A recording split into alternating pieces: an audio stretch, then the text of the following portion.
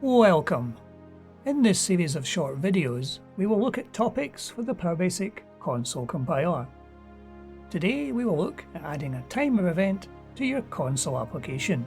It has been some time since we did a video purely on the console compiler, but today we're going to remedy that. We have done some videos on the use of timers within the PowerBasic Windows compiler to allow you to have a dialog which will trigger events based on a timer interval. We're going to do exactly the same in the console today. We're going to trigger an event after 3 seconds to one of your own functions or subroutines. So how can we actually do that in the code? We're going to be using some Windows API calls. So we'll cover these one at a time as we come to them. As you would expect, the console compiler does not have any dialogues, nor does it have dialog events, callback functions. So how can we perform this within our console application? So since we're going to be using a timer, we're going to be making a call to the SetTimer API function. So we will need a local variable for that timer ID, and we'll need to make the call. So in our application, we have declared a static variable called timer ID as a D word, a double word. And we're going to make a call to the SetTimer API function. Now, if you remember the last video we did on timer functions within the Windows compiler, there are a number of parameters that follow the call to the SetTimer. The first of which is the dialog handle.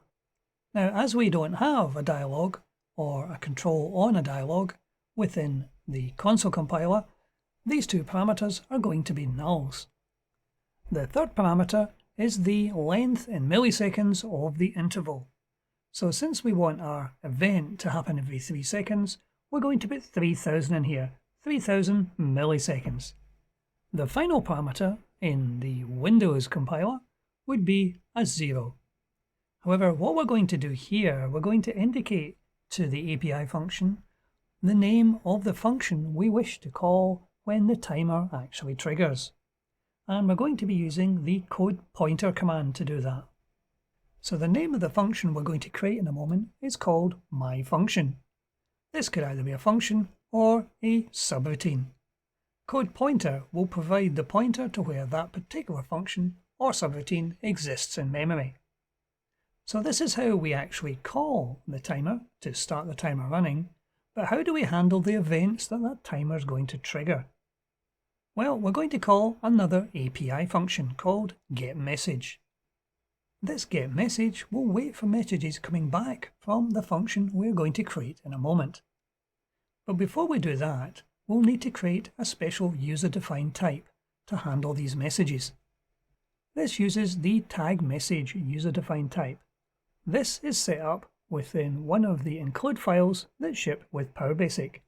However, I'm going to place this in text in here just for clarity. This allows you to see what's actually inside this user-defined type. It has a number of elements: the Windows handle, the message, the W param and L param, the time, and an additional pointer. So now that we have that user-defined type set up, we can now make a call to the Windows API call, which is GetMessage. This takes 4 parameters: the message user-defined type we've just set up, and 3 nulls. This waits for a quick message coming back from the function. As we're setting a timer up to trigger every 3 seconds, it will make a call to your function every 3 seconds. It will do that indefinitely until such time as your function passes back a WM quick message. So the GetMessage function retrieves a message from the calling thread's message queue and places it in the specified structure, in this case the user-defined type called message.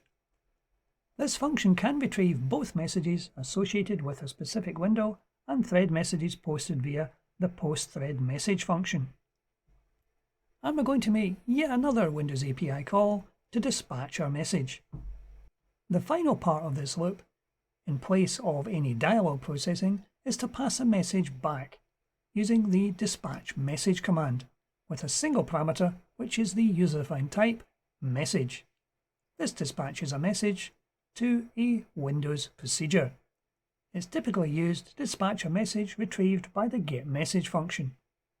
We'll create the myFunction piece of code in a moment, but on the assumption that it will eventually pass back a WM_quit message, we need to kill off the timer. This uses the familiar Windows API call to kill the timer. In this case, it takes only two parameters, a null and the timer ID we got earlier when we set the timer up. So now all we have to do is to create the function which is going to be triggered every 3 seconds. You need to set this function up in a particular way to accept these 4 parameters. You can call the function anything you like, but it must take these 4 parameters. First of all, the window handle, the second being the user-defined type as a long, the third is going to be a timer ID, and the final is a DW time, again as a D word. So what would be the purpose of setting up a timer in your console application? Let's think of a scenario where your application needs to run and needs to wait until something happens, perhaps waiting for a file to be created in a folder or waiting for some other external event. You can set your timer up for any interval you wish, be it 3 seconds, 3 minutes, or perhaps even hourly. And then once your function runs, it can decide whether the timer needs to continue or whether the timer can actually be closed off. If the timer can be closed off, we're going to be passing back a WM_quit message to the calling function. So for demonstration purposes, effectively all this function is going to do is to put a message out to the log indicating the time. We'll want this function to run a small number of times. Let's say we want the function to run only 5 times. We'll set up a static variable to count how many times this function has been run.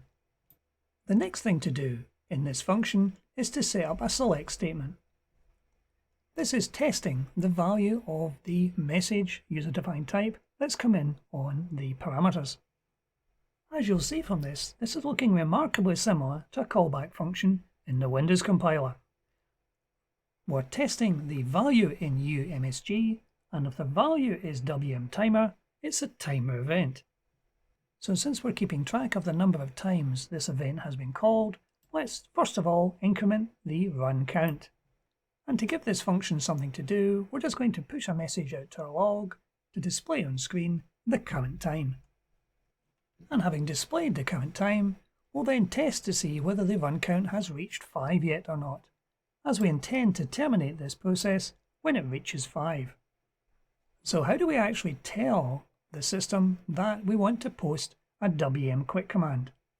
Well, we're going to use another Windows API call called PostThreadMessage. This is the API call that will return the WM_quit to our message loop. This posts a message to the message queue of the specified thread.